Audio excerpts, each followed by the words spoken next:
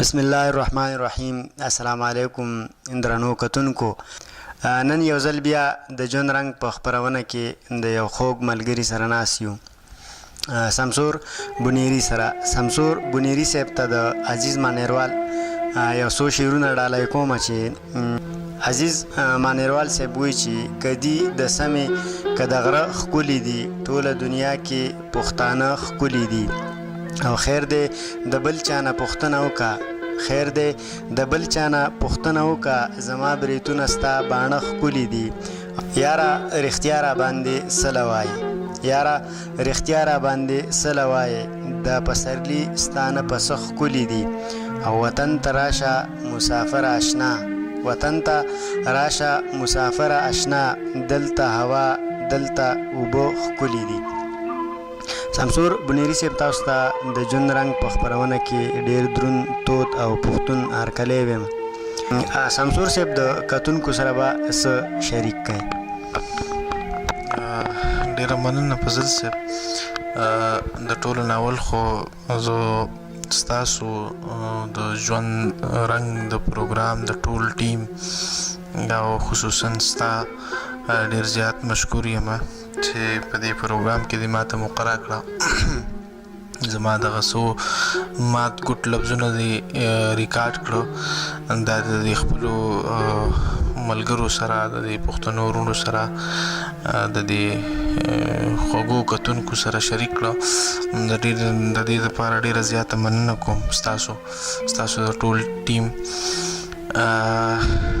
زه به یو څو شعرونه به راته ووایم، پوره غزل خو به راته نه یاد، خو دوه یا درې شعرونه به د یو غزل ووایم چې دوه شعره دي چې ته به ټالی وهې نشه به یې ځواني به دې وي، ته به ټالی وهې نشه به یې ځواني به دې وي، خو یاره زه نو د ځوانۍ د زوره وتی به یم، ته چې راځې زما به نوم او نشان پاتې نه وي، د زمانې اخري ګرد یم الوتی به یم، اخري ګرد یم الوتی به یم. او نور یو دوه درې شعره دي چې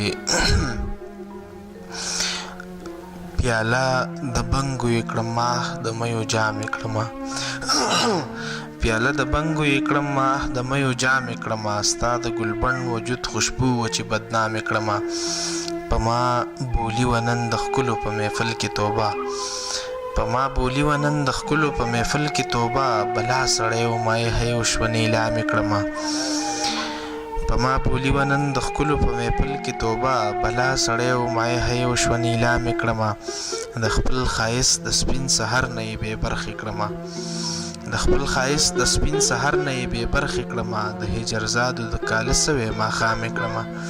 او یو دوه درې شعرونه د بل غزل دي چې د محبت دغه کمال دی بنګه،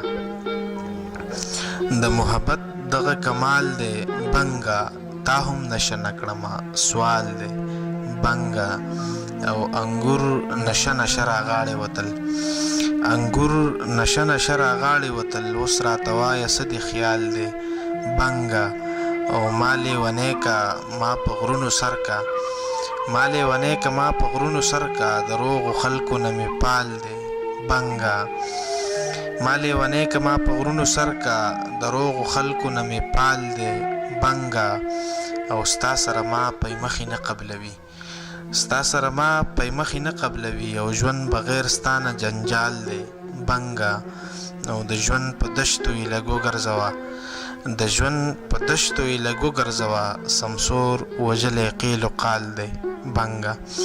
ډېره زیاته مننه فضل صاحب ستاسو د ټول ټیم. شمسور صاحب ستاسو ډېره زیاته مننه کوو چې وخت هم راکوه زموږ سره په خپرونه کې کېناستی. الله دې ستاسو جذبو له نور هم توان ورکړي چې د خپل مورنۍ ژبې د پښتو خدمت وکړي، او الله دې هغه نورو ټولو د پښتو د دې قام خدمتګارو له بری ترلاسه کړي چې هغوی د دې قام د دې خاورې او د دې خپلو خلکو خدمت وکړي. او د دې کتونکو هم ډېره زیاته مننه کوو چې ډېره زیاته مینه راکوي، زموږ پروګرام په ډېره مینه باندې ګوري. په دې کې د فرات آباد شاه صاحب هم ډېره زیاته مننه کوم چې هغه زموږ سره ملاتړ دی او ډېر زیات کومک کوي زموږ سره. الله پاک دې هغه هم ښاد آباد ژوندی او بریالی ساتي.